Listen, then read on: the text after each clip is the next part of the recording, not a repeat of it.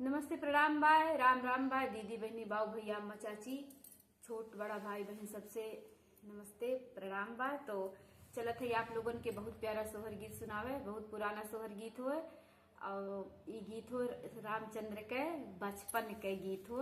तो आप लोग जरूर सुनिए, लाइक से सब्सक्राइब करिए, कमेंट में जरूर बताइए कैसा लागल। राम राम दोस्तों, चलिए सुना। तो फ्रेंड्स बोलो जय श्री राम। धनी धनी भाग अयोध्या के धन्य राजा दशरथ हो। अब धन्य धन्य कौशल्या रानी के कोख जहाँ में रामा जन्म आयो।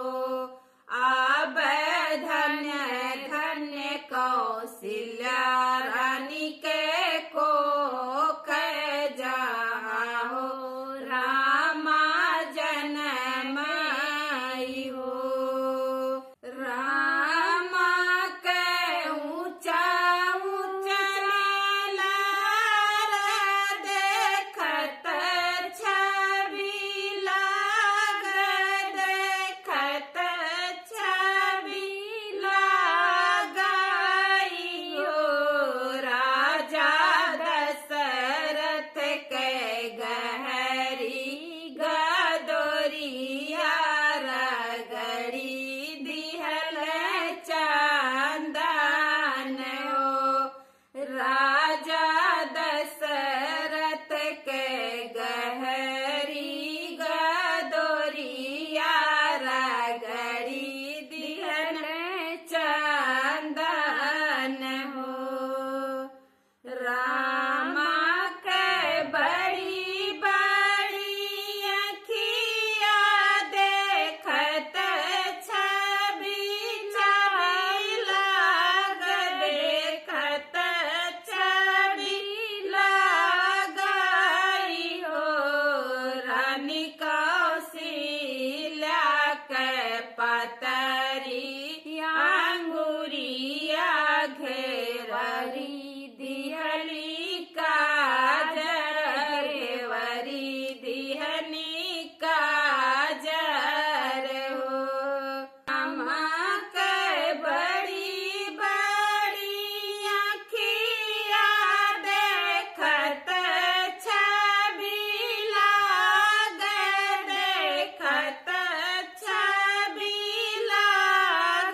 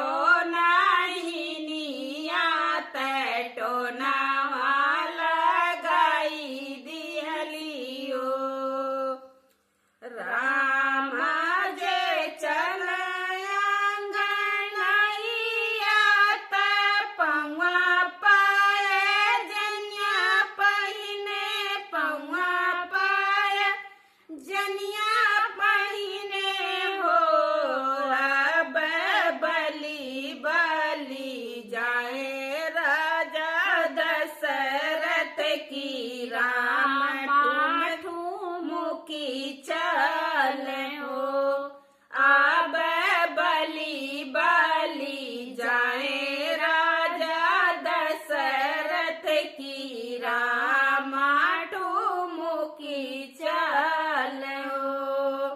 राम के कोमल कोमल हथवा हथवा धनुया सोहे हथवा धनुया सोहे हो।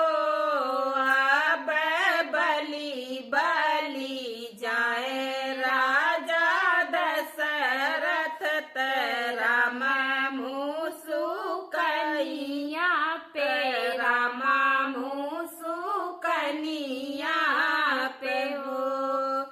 अब बलि बलि जाए राजा दशरथ राम मूस कनिया पे राम मूस कनिया पे हो।